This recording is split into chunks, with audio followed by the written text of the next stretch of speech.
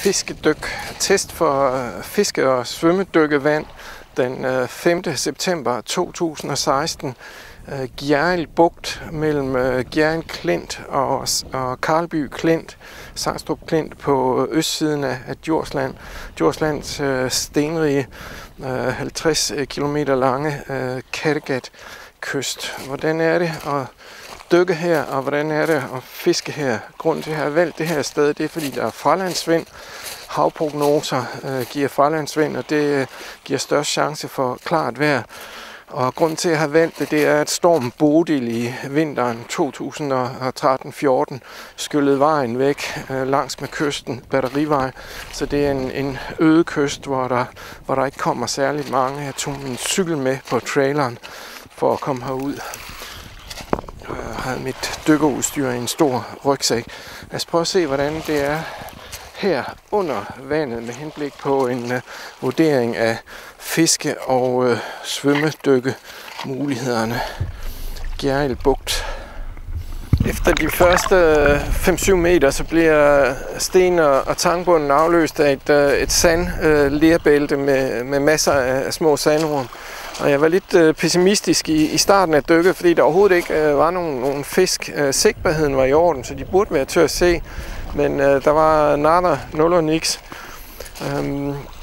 Sandbunden var ikke sådan fuldstændig kridhvid, som jeg godt kan lide, at den er det. Men der var til gengæld masser af sandorm og småfisk, altså fiskeyngel.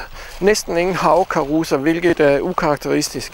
Men så kom jeg til et sted, hvor der lige pludselig var masser af skrubber, pænt med skrubber. På et tidspunkt så jeg 3 i en optagelse, og jeg håber, at det hele kommer med, fordi jeg havde problemer med mit GoPro-kamera, som gik i baglås på et tidspunkt. Der er nogle store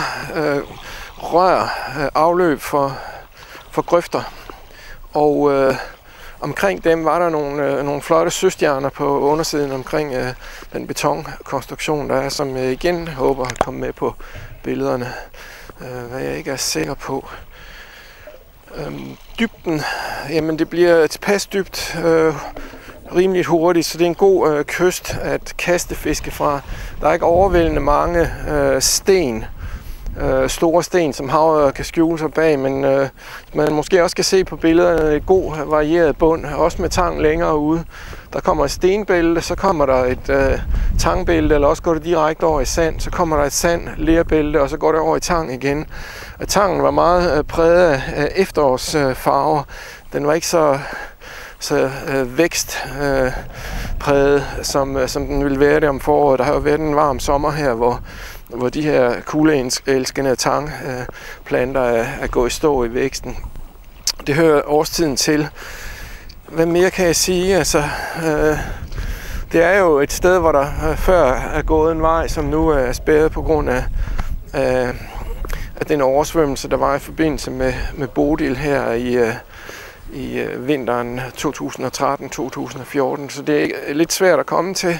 Man kan komme ind fra 2 sider, dels fra Karlby-siden og dels fra Gjerrild-siden. Stedet her ligger nord for Grenå, og jeg ved længere op ved Gjerrild Klint er der ganske udmærket, og sydpå ved Karlby kan der også være godt, men der er tit og ofte uklart på grund af kalksvæv i vandet, kalkstøv i vandet. Så der skal ingenting til for, at det er uklart på de kanter.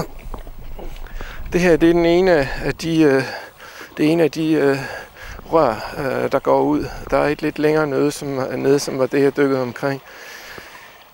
Jamen, hvad kan jeg sige? Altså, Kattegat kyst, og dermed godt strømrigt vand.